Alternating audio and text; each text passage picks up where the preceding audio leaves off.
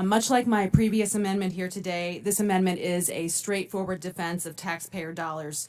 My amendment tonight would reinstate the historic Dornan Amendment, also known as the D.C. Hyde Amendment, preventing appropriated funds from being used to pay for abortions in the District of Columbia. It includes preventing either federal or D.C. revenues from paying for abortion, except in the case of rape, incest, or life of the mother.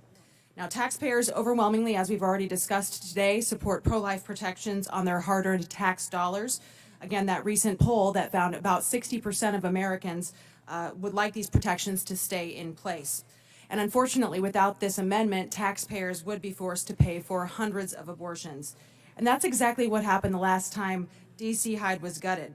From 2009 to when it was reinstated in 2011, D.C. paid for 300 abortions. And at that time, there was at least a prohibition in place on federal funds. Not anymore.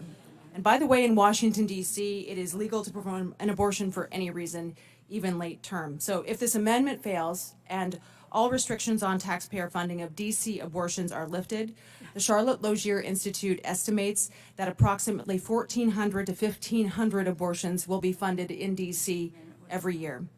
I believe we must stand up for American taxpayers who oppose this kind of horrific spending, and I also believe, most importantly, we must be standing up for America's most vulnerable, the voiceless babies and the women who are harmed by this.